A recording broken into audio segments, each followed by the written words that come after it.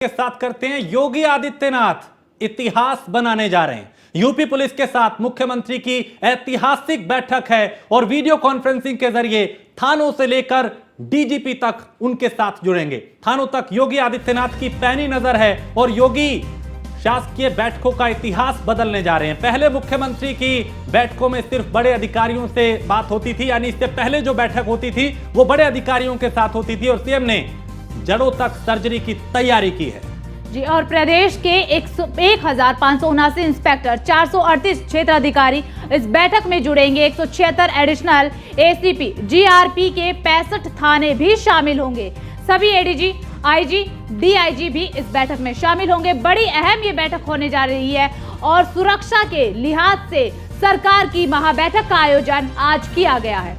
बिल्कुल, और कई पुलिस कर्मियों पर घास भी गिर सकती है। इस वक्त ये बहुत बड़ी खबर, प्रमुख सचिव गृह संजय प्रसाद की कोशिशों ने तैयार की मेगा बैठक की जमीन और एक साथ करीब 2500 कर्मचारी जुड़ेंगे, पुलिस अफसर जुड़ेंगे।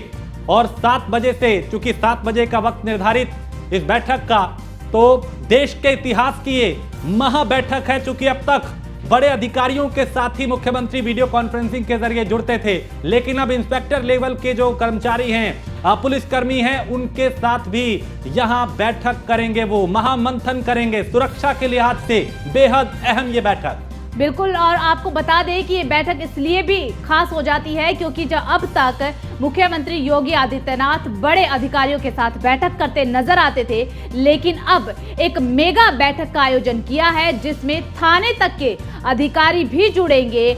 और इस बैठक के बाद कई सारे सवाल भी खड़े हो जाते हैं कि आखिरकार ये वाली नौबत क्यों आ गई कि मुख्यमंत्री योगी आदित्यनाथ को बड़े अधिकारियों के साथ साथ छोटे अधिकारियों के साथ भी बैठक करनी। बिल्कुल, और इसमें कोशिश मुख्यमंत्री की यही है कि जमीनी स्तर पे, यानी ग्राउंड पे किस तरह का काम हो रहा है उसको और बेहतर किया जाए, पारदर्शिता रहे, सुरक्षा के पुख्ता इंतजाम तो लगातार होते ही रहे। लेकिन ये बैठक अपने आप में कई मायने रखती है। हमारे साथ हमारे editor in chief Anurag Chadha sir हमारे साथ जुड़े हैं, उनसे समझते हैं इस बैठक के मायने। अनुराग सर, अब तक कई इस तरह की बैठकें हुई हैं जिसमें बड़े अधिकारी जुड़ते थे, लेकिन इस बैठक में इंस्पेक्टर लेवल के जो पुलिसकर्मी है वो भी जुड़ेंगे। इस बैठक के क्या मायने समझे? देखिए राजेश, उत्तर प्रदेश के मुख्यमंत्री यूपी में जो कानून व्यवस्था है उसको पूरी तरह से चुस्त और दुरुस्त करना चाहते हैं। आप इस बात को समझिए कि उत्तर प्रदेश में चाहे अभी तक जितनी भी क्षेत्रीय सरकारें रही हैं या भाजपा की भी जब सरकार उत्तर प्रदेश में रही है, तो लॉ एंड ऑर्डर पर उतना काम नहीं हुआ। जब भी उत्तर प्रदेश के बारे में अगर हम दूसरे राज्य में जाते हैं, दिल्ली में जाते हैं, देश की राजधानी में जी, तो 2017 से पहले एक नेगेटिव छवि उत्तर प्रदेश की रही थी। यहाँ पर जंगल राज और माफियाओं की ये शरण स्थली और जन्म स्थली उत्तर प्रदेश कहा जाता था। लेकिन 2017 के बाद योगी आदित्यनाथ ने यहाँ की जो सबसे बड़ी प्रॉब्लम थी, यानी कि कानून व्यवस्था, उसको ठीक करने का काम किया। उत्तर प्रदेश में एनकाउंटर्स का दौर शुरू हो गया और यहाँ पर माफियाओं के खिलाफ कार्रवाई होने लगी, उनकी अवैध संपत्तियों पर बुलडोजर चलने लगा। तो आप देखिए कि योगी सरकार का जो परसेप्शन है, देखिए उत्तर प्रदेश में वो परसेप्शन सिर्फ लॉ एंड ऑर्डर का है। अगर हम विकास की बात करें या और दूसरी योजनाओं की बात करें तो उसका इतना लाभ देखने को नहीं मिलता। लेकिन जो एक कॉमन मैन है राजेश, कॉमन मैन को चाहिए सुरक्षा, घर के अंदर भी और घर के बाहर भी जी। और ये सुरक्षा का जो माहौल है वो कब आएगा? जब कानून व्यवस्था चुस्त दुरुस्त हो। तो काफी हद तक उत्तर प्रदेश में कानून व्यवस्था बहुत बेहतर है और इसका जो एजेंडा है दूसरे राज्यों में भी दिखाई देता है। जब यहाँ के कानून व्यवस्था की जो कॉपी पेस्ट है वो दूसरे राज्यों में देखने को मिलता है जी। और कहीं ना कहीं देखिए योगी आदित्यनाथ अभी इस कानून व्यवस्था से खुश नहीं है, भले ही कानून व्यवस्था बहुत शानदार हो। कहीं ना कहीं योगी आदित्यनाथ के पास इस बात का इनपुट है कि जो भी लखनऊ में बैठकर योजनाएं बनती हैं वो एसएसपी, एसपी, आईजी, डीआईजी तक पहुंचती है, लेकिन उनका जो एग्जीक्यूशन है वो नहीं हो पाता। अब आप समझिए, लंबी प्लानिंग और मेहनत के बाद योजनाएं बनती हैं, लेकिन एग्जीक्यूशन तो देखिए ग्राउंड की फोर्स को करना होगा। और ग्राउंड की फोर्स पर कौन है? थाने में बैठे इंस्पेक्टर और जो चौकी और सड़कों पर रहने वाले पुलिस वाले हैं, उनको एग्जीक्यूशन करना होगा। तो कहीं ना कहीं योगी आदित्यनाथ को ये बात समझ में आ रही थी कि भैया जो कमांड है, कमांड तो की जाती है, लेकिन उसका जो असर है थानों में नहीं दिखाई देता। थानों में भ्रष्टाचार की शिकायतें हैं, थानों में इस बात की भी शिकायतें हैं कि भैया जो ऊपर से लेटर आते हैं, अधिकारी मार्क करके देते हैं, उनको थानेदार सीरियस नहीं लेते।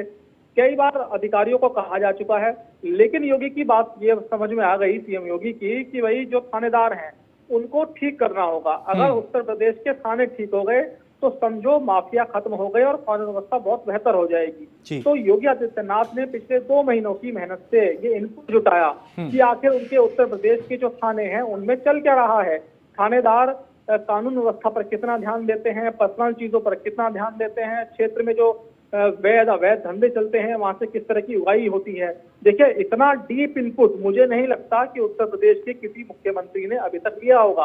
अब आप ये समझिए, जो महाबैठक होने वाली है, हालांकि शुरू हो चुकी है, 6 बजे से तमाम जो एसएसपी थानेदार हैं वो जुड़ने शुरू हो गए। एक आंकड़ा जो हमारे पास आया था, करीब 2500 से ज्यादा जो पुलिस अधिकारी हैं वो योगी आदित्यनाथ की इस बैठक में शामिल होंगे। और महत्वपूर्ण बात यही है कि जो थानेदार हैं उत्तर प्रदेश में, अभी तक थानों का आंकड़ा ज्यादा किसी को नहीं मालूम होगा कि कितने थाने हैं। तो मेरी जानकारी के अनुसार जो 1579 थानेदार हैं वो सीधे मुख्यमंत्री से जुड़ेंगे। 438 डिप्टी एसपी, 176 एडिशनल एसपी और जो जीआरपी पुलिस है यानी कि राजकीय रेलवे पुलिस, उसके 65 थाने उत्तर प्रदेश में हैं, तो वो लोग जुड़ेंगे। तो ऑल कमिश्नरेट सीएम योगी के साथ जुड़ेंगे। तो इसका मतलब ये समझिए कि योगी आदित्यनाथ ने कुछ ना कुछ जरूर तैयार किया है कि भाई एक तो पूरे प्रदेश की जो पुलिस है जिनके ऊपर जिम्मेदारी है कानून व्यवस्था को संभालने की, जनता को न्याय देने की, तो उनको वो सीधे हिला देंगे कि भैया मेरी सरकार में आपको करना कैसे है, कैसे भ्रष्टाचार को खत्म करना, किन चीजों से आपको दूरी बनानी है। तो ये योगी आदित्यनाथ इस बात का इनको देंगे। दूसरी अहम बात, मेरी जो जानकारी है, हो सकता गलत भी हो, क्योंकि पहली बार सीएम योगी थानेदारों से जुड़ने जा रहे हैं, तो हो सकता है उनको एक पॉजिटिव संदेश दें। लेकिन दूसरी जानकारी मेरे पास मिली है तो उत्तर प्रदेश की कई बड़े जो थानेदार हैं, बड़े थाने हैं, उनका इनपुट योगी जी के पास पहुंचा है और वो कहीं ना कहीं उनके खिलाफ कार्रवाई करने के मूड में है। तो देखिए, अब से पहले जब कानून व्यवस्था की बैठक होती थी तो आईजी, डीआईजी, एसएसपी वगैरह रहते थे और मीटिंग के कुछ घंटों बाद ही तबादलों का दौर शुरू होता था या कुछ लोगों के सस्पेंशन होते थे। लेकिन अगर मेरा इनपुट सही है तो आज उत्तर प्रदेश के जो कई पुलिस वाले हैं उनका भाग्य अच्छा नहीं है, उनके सितारे आज गर्दिश में हैं और योगी आदित्यनाथ उनके खिलाफ कार्रवाई कर सकते हैं। और सर, चूंकि 2022 का चुनाव भी सुरक्षा व्यवस्था पे हुआ था और बड़ी एक जीत भारतीय जनता पार्टी ने हासिल की थी और योगी आदित्यनाथ की जीरो टॉलरेंस की नीति रही है। अब ये दिखाता है ये बैठक के कैसे वो ग्राउंड पे किस तरीके का काम हो रहा है, इसको लेके काफी सख्त है कि कई बार उनके जब वो जनता दर्शन करते हैं तो उनके पास भी शिकायतें पहुंचती हैं, इसको लेके वो सख्त दिखाई दे रहे। देखिए राजेश, आपने बहुत अच्छा सवाल किया मुख्यमंत्री के जनता दर्शन को लेके।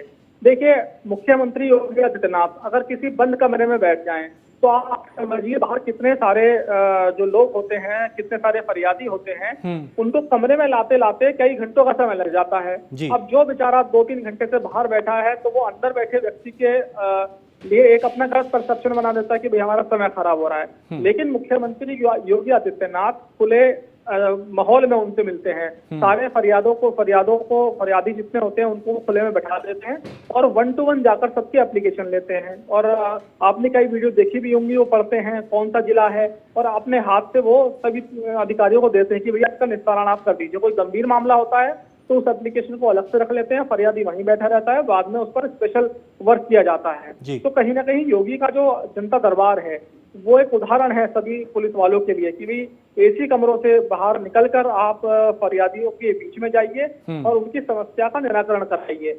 और जब तक ये नहीं होगा, जब तक पुलिस इतनी विश्वास पैदा जनता में नहीं होगा, तब तक पुलिस को अच्छी इंफॉर्मेशन नहीं मिलेंगी। अगर थाने में देखिए कोई कब्जा किसी के घर में हो गया है, किसी के मकान, दुकान के जमीन का कब्जा हो गया है, हालांकि पुलिस का काम नहीं है इसके काम में पड़ना, लेकिन पुलिस वाले अगर माफिया के खिलाफ तत्काल कार्रवाई करें तो उनको न्याय मिल सकता है। आमतौर पर जो पुलिस वाले हैं वो न्याय नहीं करते, बल्कि वो दबंग और माफियाओं के साथ मिल जाते हैं, उनको कुछ पैसा मिल जाता है तो जनता के काम नहीं हो पाते।